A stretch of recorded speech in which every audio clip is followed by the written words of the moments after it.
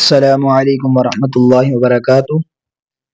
M R نور قرآن academy میں آپ کو پھر سے خوش آمدید کہتے ہیں، اور امید کرتا ہوں کہ آپ نے ہماری تجوید کی پہلی کلاس اچھی طرح سن لی ہوگی اور اس سے یاد بھی کر لیا ہوگا۔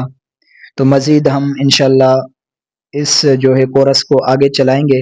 تو آج ہماری تجوید کی دوسری کلاس ہے، تو اس میں ہمارا جو آج کا دوسرا سبق ہے وہ تشدید کے حوالے سے، یعنی مشدد کسے کہتے ہیں۔ مشدد جس حرف پر شد ہو اسے مشدد بھی کہتے ہیں، اور مثقل بھی اسے کہا جاتا ہے، جیسے اول میں واو ہے، اول میں واو کے اوپر شد ہے تو یہ مشدد کہلائے گا۔ پھر مخفف کسے کہتے ہیں؟ جس حرف پر شد نہ ہو اسے مخفف کہتے ہیں، جیسے عمل میں ہر حرف مخفف ہے، یعنی کسی بھی جو ہے حرف پر کوئی شد وغیرہ نہیں ہے۔ پھر تنوین کسے کہتے ہیں؟ تنوین کہتے ہیں دو زبر، دو زیر اور دو پیش میں سے ہر ایک کو تنوین کہتے ہیں۔ منون کسے کہتے ہیں؟ وہ حرف جس پر تنوین ہو، جیسے محمد میں دال ہے تو یہ دال کے اوپر دو پیش ہیں تو یہ منون کہلائے گا، یعنی تنوین والا دال کہلائے گا۔ مہمل نقطے کے بغیر حرف کو کہتے ہیں، جیسے عین، ح، ان دونوں میں سے کسی کے اوپر بھی نقطہ نہیں ہے۔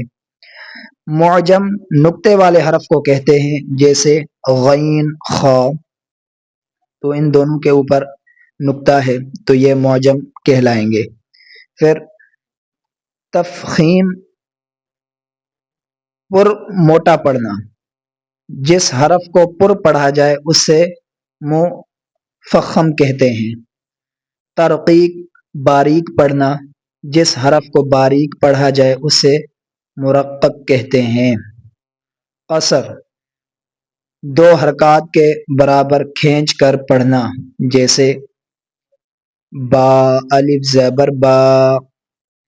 پھر توسط چار حرکات کے برابر کھینچ کر پڑھنا، جیسے جیم۔